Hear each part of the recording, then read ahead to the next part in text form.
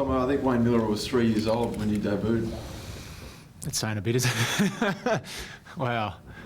Yeah, I certainly know I'm getting on in age when I get referred to as fossil every single day I come into the club.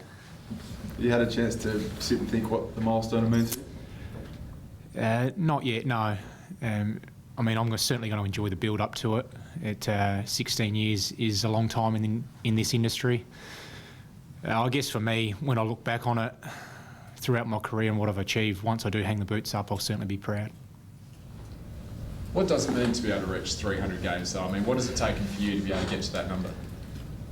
I guess a huge amount of discipline over the years. The coaches have liked me enough to pick me each week. So I've obviously done something right throughout my 16-year career. I prepare and pride myself on the way I prepare for each game, to give myself every opportunity to play well and contribute to the side. Considering you get banged up pretty heavily each week going for that inside ball, just how much preparation and how much diligence during the week goes into getting yourself up every weekend now after 16 years? Yeah, a fair bit. And you're right, I mean, I'm not the only one that cops wax during games. Everyone's got sore spots throughout the season, but I guess given the position I've played throughout my career, you do cop a number of whacks, but it's very rare that you'd go into a game feeling 100%. You've always got little niggles, but it's the way you manage it. And I think now, after so long in the system, I've got a pretty clear picture of what it looks like for me to get myself right to play. You're still very well built, Tomo. Is that a reflection that you look at weights and build muscle, or you spend the majority of time? I stare at them and they lift themselves. No, I guess it ties into the other question, is the fact that I do pride myself on the way I prepare, and with that comes some of the training, and I mean, one from a confidence point of view, and when I take the ground on match day, knowing that I've done the work to beat my opponent and use a strength if necessary. When you arrived from Melbourne, did you ever, I presume you're originally Victorian, I was trying to know history better than that. No, I'm a South Australian. My apologies. Don't do research. You've did you foresee your career stretching 16 years? That's a pretty good record in anyone's terms at a professional level. Did you think, I'll probably play 16 years of this?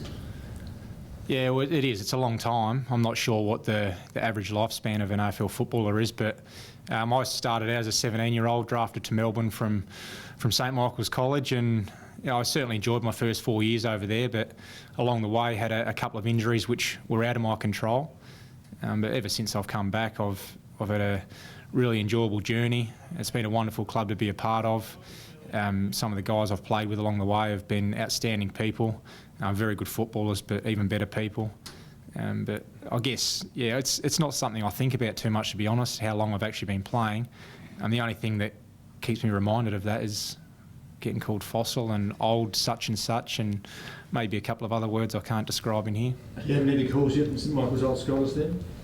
Smosh, no, I'm not a Smosh boy actually. I played my junior footy with North Haven Footy Club and then Port District. So, and then I've got a handful of mates out at Henley now. So no, never been linked with the Smosh boys.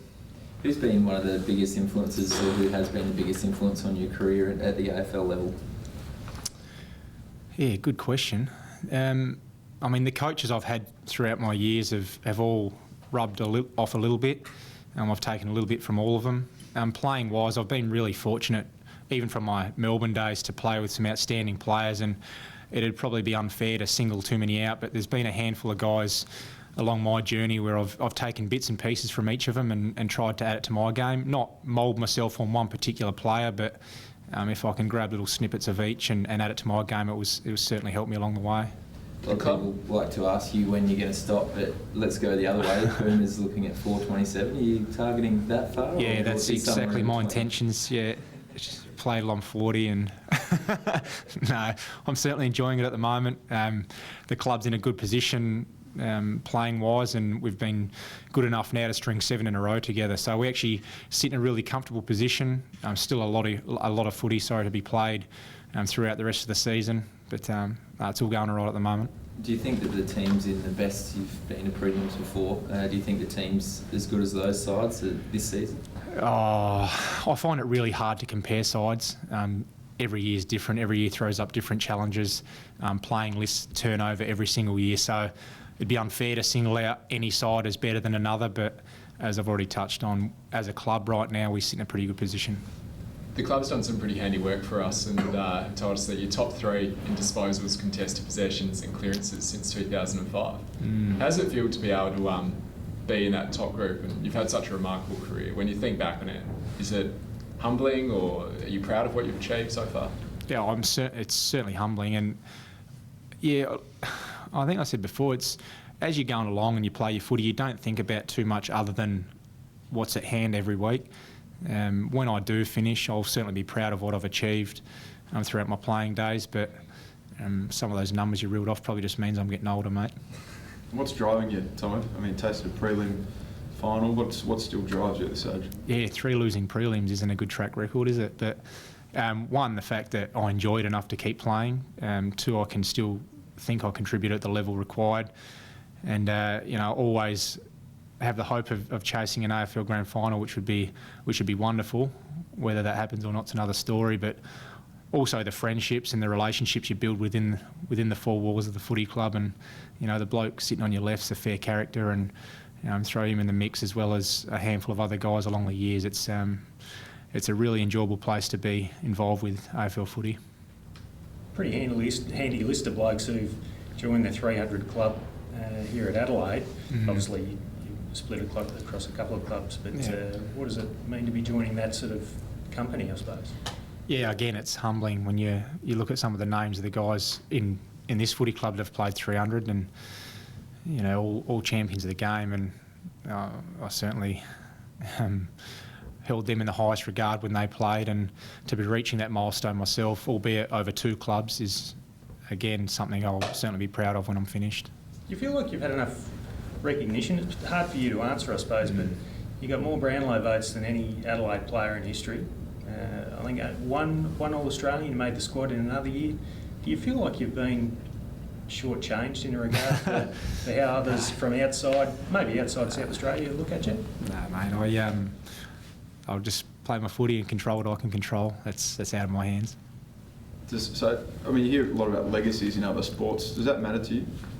What you leave behind? How you thought of when you finished? In this club, I'd like to walk away leaving some form of legacy that, I worked hard, got the best out of myself, taught other players good habits, how to prepare, how to get yourself up to play each week. And over the years now, and looking at some of the younger guys coming back, hopefully when I'm gone, they can continue some of that. Premiership would just ice that up, wouldn't it? Yeah, it'd be nice. It'd be nice. All the chat about top 4 and all that sort of stuff. A lot of the younger guys don't buy into it, but for someone that's been through as many seasons as you have, you happy to say that you do need to make top 4? You want to make top 4? I won't say we're going to make top 4, but you look at the track record, to give yourself every opportunity of winning a grand final, you pretty much need to or aim to finish in that top 4. Right at this point in time, we sit 3rd on the ladder, but the way that shape's come the end of the season's a long way off. So as players, we don't buy into that. Externally, it gets spoken about a lot, but all we focus on is what's ahead of us. And as boring as it sounds, that's Collingwood on Saturday night. Pretty handy to have the 300th at home too. Handy little break halfway through the year to make sure that was planned. Yeah. No, that was planned. Certainly not for that. It was more a management thing, but it's certainly nice to be able to celebrate it on the home deck. With your leadership qualities, are you taking much pride in the fact that quite a few of the young guys have stepped up in the midfield specifically this year and covered the hole left by Paddy Dangerfield? Yeah, that's all my doing. Seriously, it is. It's certainly been enjoyable watching the young guys develop, and with the coaching group we've got together, as well as the development coaches we've got in the footy club now. It's a great place to learn, and the 2 Crouch boys, Jared Lyons, those guys have seen a lot more midfield minutes this year, and huge improvement, and there's still a lot of upside in all of their games. So the position we sit as a club with our list is quite exciting. The Sandford boys are playing some really good footy, so there's a lot of healthy competition from underneath, and it holds us in good stead going forward, because the fact that we're sitting 3rd on the ladder, the Sandford boys are starting to string some last fortnight, some good wins together. It's a healthy position to be sitting in. Have you taken any boys under your wing? Like, you joked about it, are you actually mentoring anyone in particular, or?